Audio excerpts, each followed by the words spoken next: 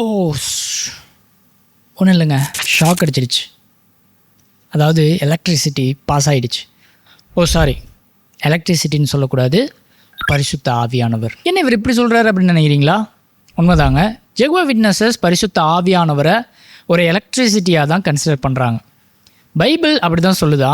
பரிசுத்த ஆவியானவர் என்பவர் ஒரு சக்தியா, ஒரு ஆற்றலா, அல்லது எலக்ட்ரிசிட்டியா என்பதை தான் இந்த வீடியோவில் நம்ம பார்க்க போகிறோம்.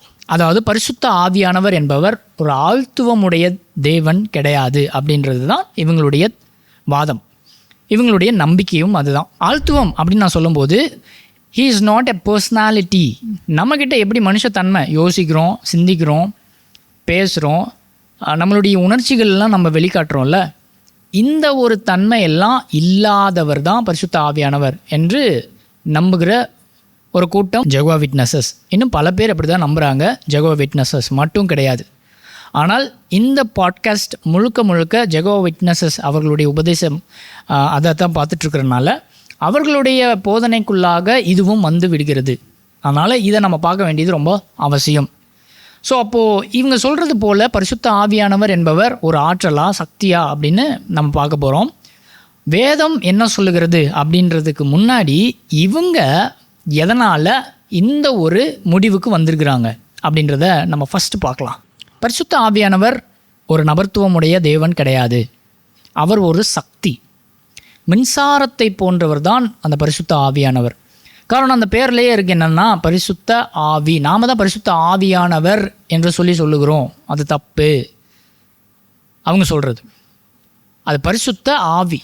அப்போ அந்த பெயர்லேயே தெரிகிறது அது என்னென்னா அது ஒரு ஆவி, அது ஒரு ஃபோர்ஸ், ஒரு மின்சாரத்தை பாய்ச்சக்கூடிய ஒரு சக்தி, உந்து சக்தி. அப்போ அந்த ஒரு நபருக்குள்ளே இந்த சக்தி வந்துச்சு அப்படின்னா கடவுள் என்ன செய்ய விருப்பப்படுறாரோ அதை செய்து முடிக்கக்கூடிய அந்த வல்லமை, அதுதான் பரிசுத்த ஆவி அப்படின்னு சொல்லி இவங்க சொல்கிறாங்க.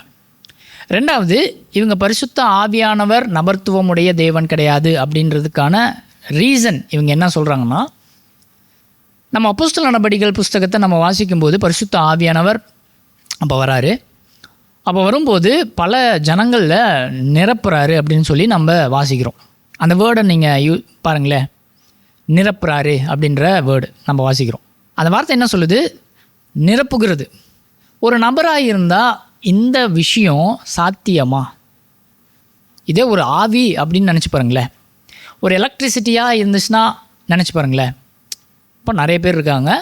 இப்போ ஒரு மின்சாரம் வருது அப்படின்னா எல்லாருமே அந்த மின்சாரத்தால் பாதிக்கப்படுவாங்க. அது முடியும். ஆனால் இதே ஒரு நபர் அப்படின்னு வச்சுக்கிட்டா எப்படி நிரப்ப முடியும்? அது சாத்தியமா? முடியாது. அதனால் பரிசுத்த ஆவி என்பது வெறும் ஆவி மட்டும்தான், அது ஒரு சக்தி மட்டும்தான். அவர் நபர்த்துவம் உடைய தேவன் கிடையாது என்று சொல்லி ஒரு முடிவுக்கு வராங்க. இது மட்டும் இல்லை, இன்னொரு விஷயமும் இருக்குது. பெயரின் அடிப்படையில் இவங்க இந்த முடிவுக்கு வராங்க. அதாவது பழைய ஏற்பாட்டில் தேவனை யெகோவா அப்படின்ற ஒரு பெயர் இருக்குது. புதிய ஏற்பாட்டுக்கு வரும்போது குமாரன், அவருக்கு இயேசு அப்படின்ற ஒரு பெயர் இருக்குது. அப்போது தனிப்பட்ட ஒரு பெயர் அப்படின்னு இருக்குது.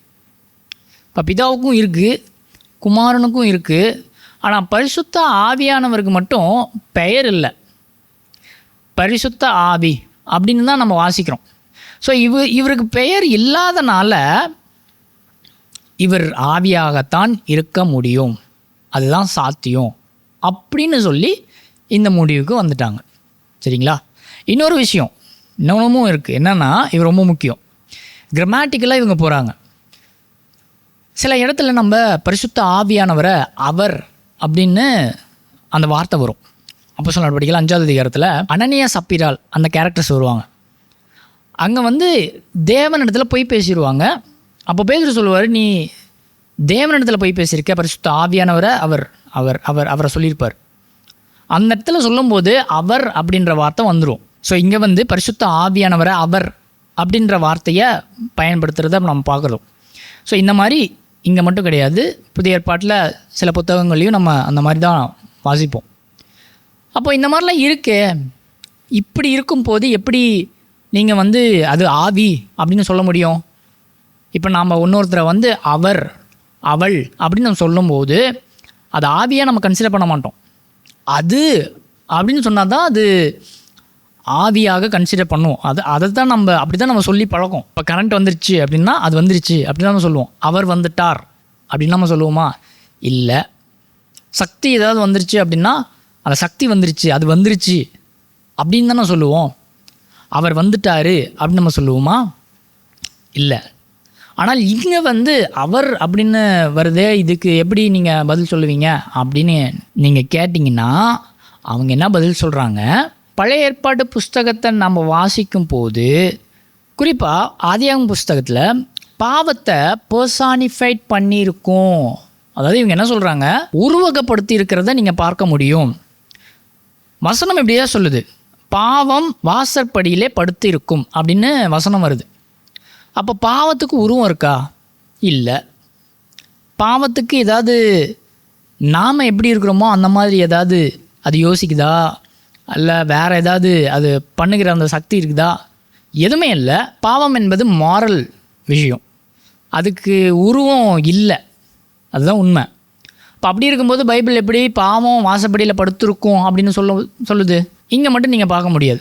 நீதிமொழிகள் புஸ்தகத்துக்கு நீங்கள் வரும்போது அங்கே வந்து ஞானத்தை பற்றி நீங்கள் படிக்கும்போது ஞானம் கூப்பிடுகிறது அப்படின்னு வார்த்தை வருது. அப்போது ஞானம் எப்படி கூப்பிடும்? அது ஒரு நபரா? இல்லை. அது நபர்த்துவம் உடையதா? அதுவும் இல்லை. அப்படி இருக்கும்போது ஞானமே எப்படி கூப்பிடும்? முடியாதுல்ல. அப்போ பைபிளை நீங்கள் பாருங்கள், சில விஷயங்கள்லாம் உருவகப்படுத்தியிருக்கிறத நீங்கள் பார்க்க முடியும். அப்போ ஞானம் அப்படின்ற விஷயம் உருவகப்படுத்தியிருக்கு பைபிள். பாவம் அப்படின்ற ஒரு விஷயம் உருவகப்படுத்தியிருக்கு. ஆனால் இதில் எதுவுமே ஒரு நபராக கன்சிடர் பண்ண முடியாது. அந்த மாதிரி தான் பரிசுத்த ஆவியையும் நீங்கள் கன்சிடர் பண்ண வேண்டும். அவர் வெறும் ஆவிதான், இருப்பினும் ஞானத்தைப் போலவும் பாவத்தைப் போலவும் அந்த ஆவியையும் பரிசுத்த ஆவியையும் உருவகப்படுத்தப்பட்டிருக்கிறது வேதாகமத்தில் அப்படின்னு இவங்களுடைய பதில் இருக்குது.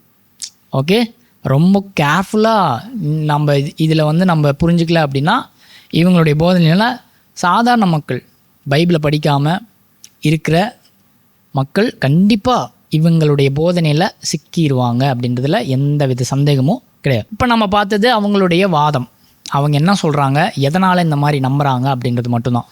இப்போ நம்ம பிப்ளிக்கல் எவிடன்ஸ்க்கு நம்ம வருவோம்.